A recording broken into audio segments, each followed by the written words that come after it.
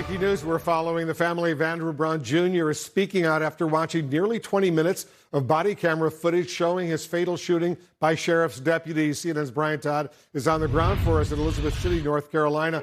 Brian, tell us more. What's going on?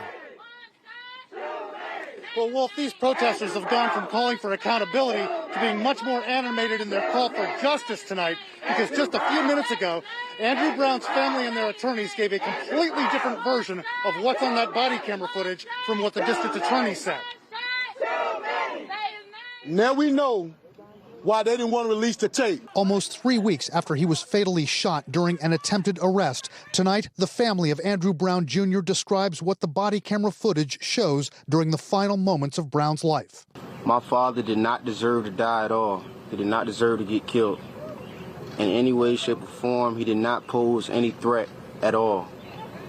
Come court, there's no way that this could be justified. There's no way possible.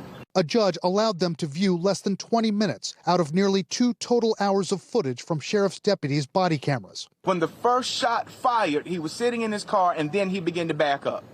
At no time did we see him go towards a sheriff deputy at any time.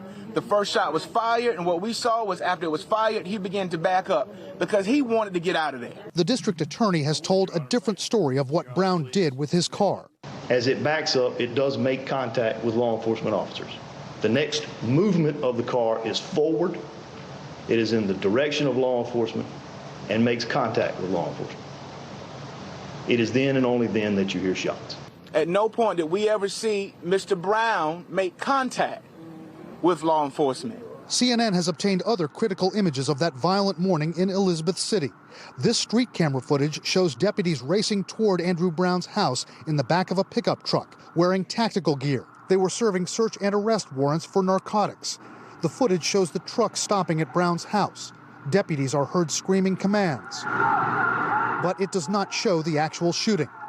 This footage, captured by a neighbor just seconds after Brown was shot, shows deputies surrounding Brown's car after it crashed. 2 neighbors told CNN deputies pulled Brown out of his car and attempted life-saving measures. He gonna get his justice because it won't even right. The killers should be brought to justice, and they will be. They will be. And tonight, the attorneys for the Brown family are repeating their call for the district attorney, Andrew Womble, to recuse himself from this case, saying that Womble works way too closely with the sheriff's department and its deputies. Andrew Womble steadfastly refuses to recuse himself.